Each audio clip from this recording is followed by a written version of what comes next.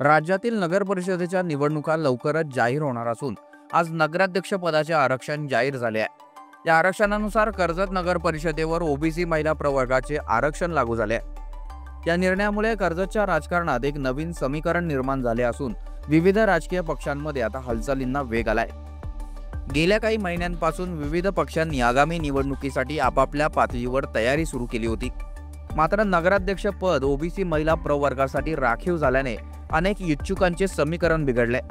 काहींच्या आकांक्षांना धक्का बसला असला तरी नव्या चेहऱ्यांसाठी ही मोठी संधी ठरणार आहे। कर्जत शहराच्या राजकारणात सध्या गुप्त बैठका, चर्चासत्र आणि रणनीती आखण्याची चढाओढ सुरू झाली आहे। शिवसेना शिंदे गट, भाजप, राष्ट्रवादी अजित पवार गट, महाविकास आघाडी तर काही स्वतंत्र उमेदवार या सर्व बाजूंनी जोरदार तयारी सुरू असून नगराध्यक्ष पदाच्या रिंगणात कोण उतरेल याची आता जोरदार चर्चा सुरू झाली आहे। या पार्श्वभूमीवर आता नगराध्यक्ष पदासाठी कोणकोणते उमेदवार असणार याची आपण संभाव्य यादी पाहणार आहोत। शिवसेना शिंदे गटाकडून सुवर्ण अभिषेक सुर्वे यांचं नाव चर्चेत। शिवसेनेकडून सुवर्ण अभिषेक सुर्वे यांच्या नावाचा विचार सुरू असल्याचे समोर आलाय। अभिषेक सुर्वे हे गेल्या अनेक वर्षांपासून आमदार महेंद्र थोरवे यांच्या कार्याचा भार उचलत असून प्रशासकीय कामाचा चांगला अनुभव त्यांना आहे। त्यांच्या पत्नी सुद्धा सुशिक्षित असून स्थानिक इंग्लिश मीडियम स्कूलचे त्या व्यवस्थापन पाहतात आणि सामाजिक तसेच राजकीय क्षेत्रात अभिषेक सुर्वे यांच्या सोबत त्या सक्रिय आहेत। त्यामुळे या दाम्पत्याकडे एक सशक्त आणि चर्चेत असलेला चेहरा म्हणून पाहिले जात आहे।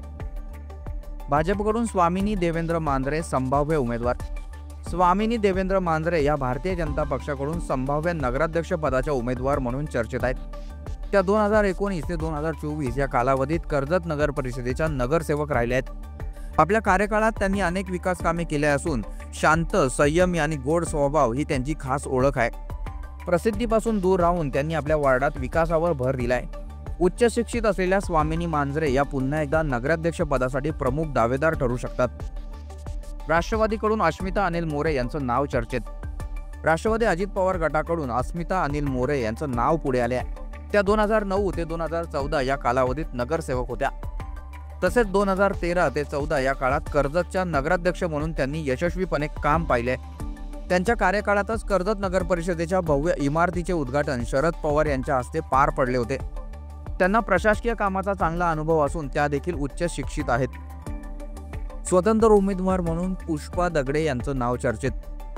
पुष्पा हरिचंद्र दगडे या 3 वेळा नगरसेवक राहिलेल्या असून मागील 15 वर्षे राष्ट्रवादी काँग्रेसच्या वतीने नगरसेवक म्हणून त्यांनी काम पाहिले। त्यांना प्रशासनाचा मोठा अनुभव असून स्थानिक पातळीवर त्यांचा चांगला जनसंपर्क आहे। त्यामुळे त्या एक अनुभवी आणि विश्वासू चेहरा म्हणून ओळखल्या जातात। सध्या त्या कोणत्याच पक्षात ऍक्टिव्ह नसल्या तरी कोणत्याही पक्षाकडून उमेदवारी मिळाल्यास त्या लढत देतील अशी चर्चाही रंगली आहे। महाविकास आघाडीचा उमेदवार अद्याप गुप्त। शिवसेना ठाकरे गट, राष्ट्रवादी शरद पवार गट आणि काँग्रेस यांच्या महाविकास आघाडीकडून अजूनही कोणतेच नाव समोर आलेले नाही। मात्र ठाकरे गटाकडून उमेदवार निश्चित झाल्यास आघाडीकडून एकत्रितपणे उमेदवार घोषित केली जाण्याची शक्यता आहे। दरम्यान कर्जत नगर परिषदेवर जनरल आरक्षण पडेल या आशेने अनेकांनी तयारी सुरू केली होती। मात्र आज जाहीर झालेल्या आरक्षण यादीमध्ये कर्जत नगर परिषदेला ओबीसी महिला प्रवर्गाचे आरक्षण लागल्याने अनेक संभाव्य उमेदवाराचा हिरमोड झालाय। तरी सुद्धा या आरक्षणामुळे नव्या चेहऱ्यांना संधी मिळण्याची शक्यता निर्माण झाली आहे। त्यामुळे यंदाची कर्जत नगर परिषदेची निवडणूक अधिक रंजक होणार हे मात्र नक्की।